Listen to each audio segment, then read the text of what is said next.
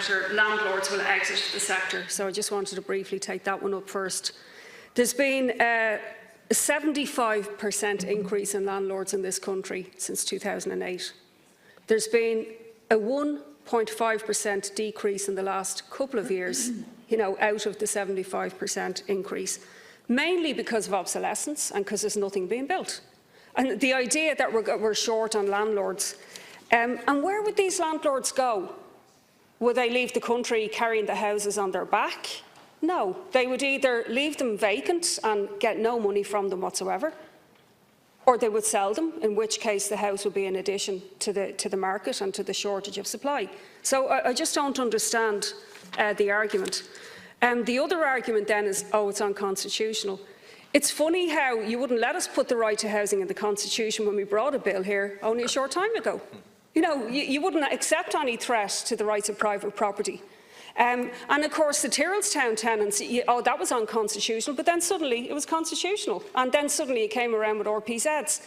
The point is that enough pressure needs to be put on you to bring in the type of legislation that's necessary. And this is put forward by Focus Ireland. It's hardly, revolutionary socialist organisation. It's been put forward by loads of people. This is the brutal logic of capitalism right now.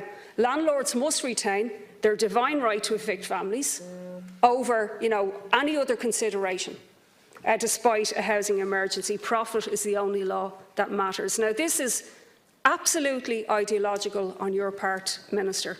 We have the public land. Mel Reynolds has told us NAMA and the councils have enough to build 114,000 public houses. We certainly have the resources and the money. I can give countless examples, but the richest 18 people in this country have 60 billion net worth. You could build 400,000 houses with that alone. But we know you found a billion in corporation tax that you didn't know you were going to get. There's huge amounts of money. The Minister has talked about undersupply. He's bringing in 2 big investment companies to Cherrywood to build 3,000 housing units for rent. They'll be unaffordable for families and tenants who need them.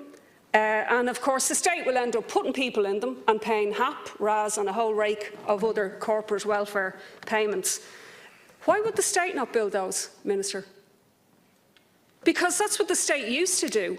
But the state now builds virtually nothing. You built 351 local authority houses in the first 6 months of this year, 150 for housing agencies. That's 500 houses. That's not a programme, that's a housing estate. I live in a housing estate of 700. I mean, the idea that that's a programme, that's a joke. And what's at the root of this? Public lands should be 100% public housing to rent or to buy. If the construction industry was taken under state control and we set up a state building agency, we could build affordable housing. If you take, for example, this is a pamphlet that Deputy Barry wrote, Housing and Capitalism, but for example, the CSI survey 2015, price of land 17%, developer profit 11%, bank profit 6%, tax 16%, 50% could be cut out immediately if the state was building on its own lands. So a €330,000 house could be 165,000. That is the reality. If we knocked out the profit interest, we could build thousands of houses each year for the next 5 years on public lands that we have and end this crisis once and for all. We could also acquire vacant properties and renovate them if needed, take over buy-to-lets of these reluctant landlords, take them out of their misery. The state could take over those. We could build student accommodation, traveller-specific accommodation, elderly, independent living type accommodation. We need a development of the housing movement, as has been said, to force you on a path that you don't want to go, which is down public housing route. Like we did with water charges, like we did with repeal, we need students' unions, trade unions, organisations of working class people, middle-income people who are now being affected by this. The idea of, for example, a national stoppage to force the government to build public homes on public land, because that is the only solution to this housing emergency. And clearly, you're not interested in taking any measures right now.